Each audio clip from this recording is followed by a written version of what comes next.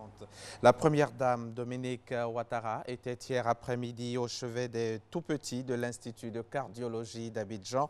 Au bon soin de sa fondation Children of Africa, plus de 26 enfants et 2 adultes ont pu bénéficier d'interventions chirurgicales d'une mission humanitaire pilotée par l'AFCAO, l'Association française des chirurgiens du cœur pour l'Afrique de l'Ouest. Alexis Ouedraogo. Junior est impatient de découvrir son cadeau. Sous le regard attendri de sa mère et de la première dame de Côte d'Ivoire, il cache mal son excitation. Oh, tu as vu ça? C'est un hélicoptère, hein? Tu aimes bien? Tu as vu, c'est une... Ce jeudi, Dominique Ouattara visite les petits patients de l'Institut de cardiologie du CHU de Treichville qui ont subi de lourdes opérations de cœur. Des opérations complexes et parfois hors de prix, rendues possibles par la mission humanitaire de l'Association française des chirurgiens du cœur pour l'Afrique de l'Ouest. On voit des enfants qui arrivent, qui sont presque grabataires, qui s'accroupissent parce qu'ils manquent d'oxygène. Et on en finit par les voir là, devant nous, en train de gambader. Ceci dit, ce n'est pas fini. Ce n'est qu'un début et la tâche est rude parce que nous avons plus de 5000 cardiopathies congénitales par an en Côte d'Ivoire. À côté de ces cas, d'autres qui, eux, n'ont pas eu besoin d'opérations à cœur ouvert, un suivi médical intensif leur a permis de corriger les déformations congénitales. Tout a commencé par une respiration anormale. Et on s'est rendu à l'hôpital, on nous avait dit que c'était l'asthme. Donc on l'a envoyé en pédiatrie et c'est là que le pédiatre a constaté qu'il y avait un sifflement derrière. Et il nous a demandé de venir faire une échographie. C'est là qu'on a découvert qu'elle avait un canal artériel. On nous a appelés pour nous dire qu'il y a une mission humanitaire qui arrivait et qu'on devait se présenter pour l'opération de l'enfant. Donc nous sommes arrivés le dimanche et l'enfant a été pris en compte. Au début, quand nous sommes arrivés, qu'on ne parlait pas encore de mission humanitaire, on nous disait que ça allait valoir entre 2 à 3 millions si on n'avait pas d'assurance. La première dame leur a aussi remis des présents. Je dois dire que la Fondation est très heureuse d'avoir pu assister l'AFCAO pour sa première mission en Côte d'Ivoire, sa première mission humanitaire. Et à ce titre, je voudrais féliciter le professeur Mohamed Ly, ici présent, et le professeur Rémi Seka, parce qu'ils ont fait un travail extraordinaire pour nos enfants et il faudrait vraiment les encourager. Il y a eu 23 enfants qui ont été opérés et 2 adultes. Certains sont des opérations à cœur ouvert et d'autres ont été des interventions par cathéter. Vous voyez, les enfants que nous avons vus tout à l'heure ont été opérés il y a quelques jours et ils sont déjà en forme. Donc c'est quand même extraordinaire. La mission est certes à son terme, mais la présidente de Children of Africa entend bien la relancer au plus vite. Chaque année, le centre de transfusion sanguine prélève quelques 80 000 poches de sang. Il s'appuie pour cela sur un important réseau d'environ 50 000 donneurs réguliers. Ces dons ne sont malheureusement pas suffisants pour couvrir l'intégralité des besoins. Ces derniers jours, les mouvements d'humeur des soldats ont fait baisser les prélèvements de 75%. C'est ce que nous dit notre reporter Patricia Omouetia. Chaque année, plus de 100 000 poches de sang sont utilisées par les hôpitaux dans la prise en charge des patients accidentés ou subissant une opération. Pour répondre à ces besoins et remplacer les personnes qui cessent de donner, le Centre national de transfusion sanguine doit toucher 70 000 nouveaux donneurs par an. J'ai connu une situation récemment où j'ai un de mes amis qui a son fils qui s'est retrouvé dans une situation de besoin qui était vraiment compliquée parce que moi je ne pouvais pas l'aider alors que j'étais donneur dans le temps. Donc ça m'a un peu vraiment poussé à renouveler les dons de sang. Aujourd'hui, manque d'affluence dans les locaux du centre. Une dizaine de donneurs depuis ce matin. Une situation qui dure depuis plusieurs mois. Un problème qui a engendré une baisse de prélèvement de 75%. Notre production journalière va de 400 à 600 prélèvements par jour. Et avec la crise, nous étions descendus autour de 100 prélèvements. Vous voyez que ça a vraiment baissé. Près de 75% de notre production a pris le coup. Aujourd'hui, nous sommes autour de 300 poches et nous sommes en train de remonter la pente pour atteindre très bientôt nos 400 à 600 prélèvements par jour. 600 poches de sang par jour feraient l'affaire pour le CNTS. Malheureusement, les dons recueillis en ce moment restent insuffisants pour couvrir l'intégralité des besoins. Pendant ces 4 jours où nous n'avons pratiquement pas travaillé, nos stocks, nos réserves ont baissé véritablement. Il faut demander aux populations de se mobiliser, de vraiment se mobiliser pour que nous puissions reconstituer le stock en venant donner de leur sang. Cependant, chaque don de sang fait l'objet d'un dépistage systématique de l'hépatite B et C, du sida et de la syphilis.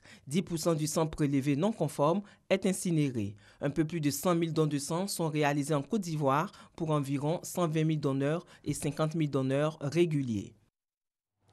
Les véhicules en mauvais état sont de plus en plus nombreux sur nos routes à Abidjan. Des véhicules peu recommandables. Certains d'entre eux sont même dépourvus de visites techniques et ne rassurent pas toujours sur la sécurité des passagers. Qui autorise ces véhicules à circuler? Pourquoi ces engins à 4 roues sont-ils en mauvais état? Que disent les passagers de ces véhicules? Éléments de réponse dans ce reportage signé Davis Oyo et Franck Quadio. Abidjan, des véhicules stationnés dans un ordre douteux. Un décor de garage auto, à la réalité, ce sont des gares de transport interquartiers.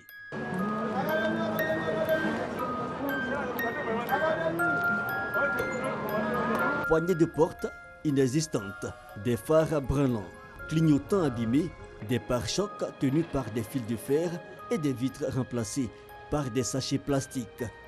Un confort réduit à sa portion congrue et pourtant, à peine stationnés, ces véhicules sont pris d'assaut par les passagers. On est obligé de faire avec parce que ce sont les seuls véhicules qui peuvent nous amener vers nos domiciles. La plupart de ces véhicules sont en très mauvais état. C'est ce que nous trouvons tous les jours ici. Bon, on est obligé de faire avec.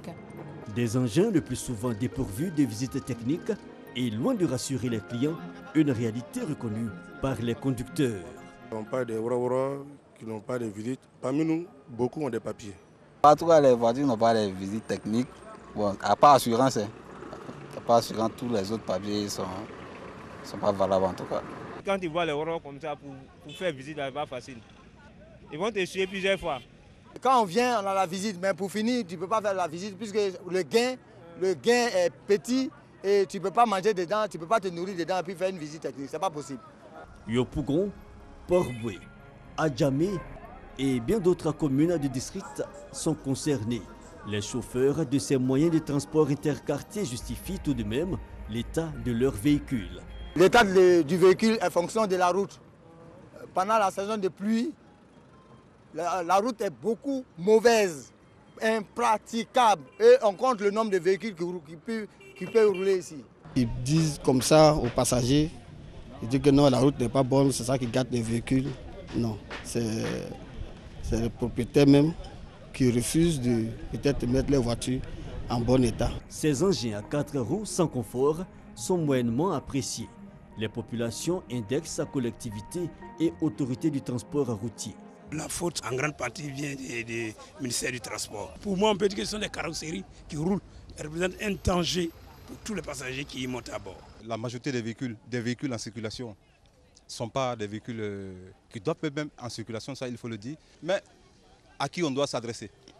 Au district d'Abidjan? À nos mairies? Rendons-nous dans l'une d'entre elles.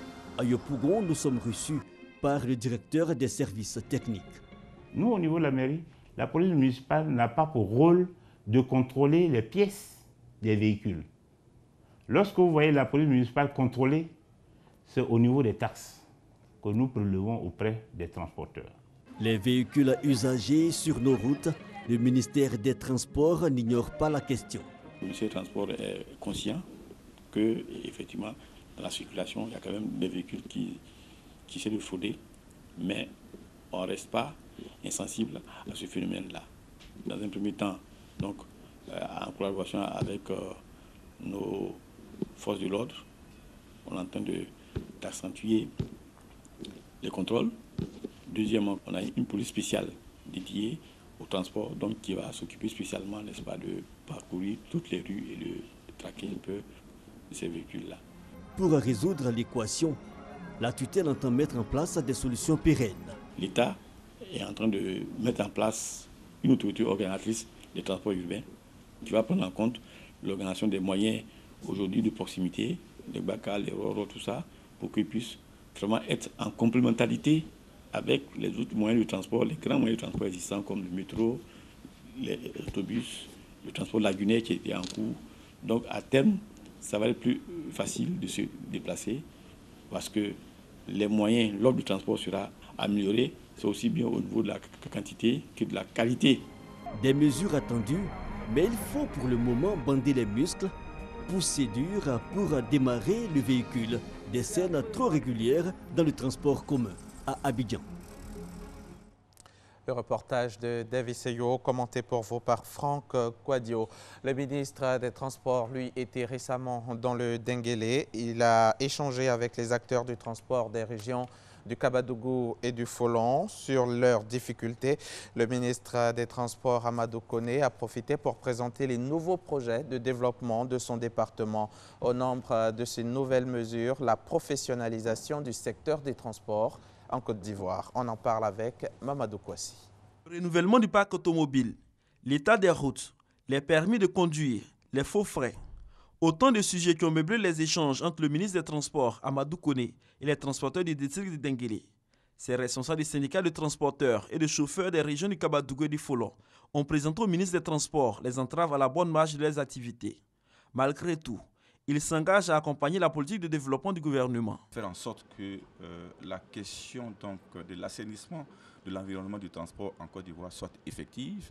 Donc il est tout à fait normal que dans ce monde de plus en plus tourné vers la professionnalisation, le secteur du transport, qui est un secteur important, puisse donc faire sa mue. Démarche bien appréciée par le ministre des Transports.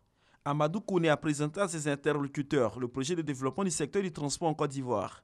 Il soutient que la professionnalisation de ce secteur constitue une priorité pour le gouvernement. Professionnaliser le secteur du transport, faire en sorte qu'il y ait beaucoup plus d'ordre dans le secteur des transports et que nous prenions soin des passagers.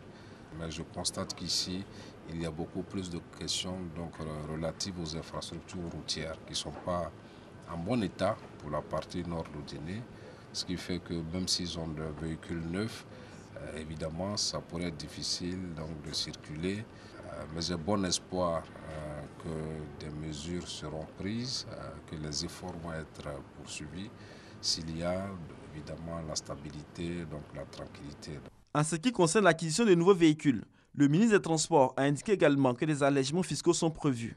Il recommande par ailleurs la constitution d'entreprises de transporteurs. Des informations qui rassurent les acteurs du transport des régions du Kabadougou et du Folon. L'actualité internationale en bref. Le président français Emmanuel Macron est attendu au Mali. Lors de son premier séjour en Afrique depuis son élection, il doit rencontrer les troupes françaises de l'opération Barkhane. Pour des raisons de sécurité, le détail de la visite au Mali d'Emmanuel Macron n'est pas connu, mais l'étape phare de ce séjour sera Gao, principale ville du nord du Mali. C'est là que se trouve la plus importante base des militaires de l'opération Barkhane dans le septentrion malien. Hier jeudi 18 mai au matin, une centaine de soldats de l'armée somalienne ont dressé des barrages et pris possession du bâtiment du ministère de la Défense à Mogadiscio pour exiger le paiement d'arriérés de salaire. En Afrique du Sud, les corps de 29 mineurs ont été retrouvés dans une mine d'or désaffectée dans la province de l'État libre. Les hommes étaient des mineurs illégaux qui étaient descendus dans un puits pour y travailler sans que les propriétaires soient au courant. Ils seraient décédés lors d'une explosion au fond de la mine jeudi dernier. Et selon la police, le bilan pourrait s'alourdir. En Gambie, un juge de Banjul a émis des mandats d'arrêt contre les présumés assassins du journaliste Deida Idara, assassiné le soir du 16 décembre 2004 dans des circonstances jamais éclaircies. 2 militaires, des anciens hommes de main de l'ex-président Yahya Jammeh, sont désormais officiellement désignés comme les auteurs. Et puis pour terminer, ce vendredi 19 mai, 56,4 millions d'électeurs iraniens sont appelés à se rendre aux urnes pour élire leur président. Le sortant Hassan Rouhani, religieux réformateur, part favori, mais le camp conservateur s'est considérablement renforcé avec le ralliement du maire de Téhéran à l'ex-procureur Ebrahim Raïssi. Par leur vote, les Iraniens décideront aussi de poursuivre ou non la politique d'ouverture vers l'Occident entamée par Rouhani. Fin de ce journal. Bonne journée sur RTI. Merci, Monsieur Diaby. Merci, Hamza. On vous retrouvera quand? Vous avez une question à lui poser? Non. Respectez votre promesse. Oui, j'ai eu les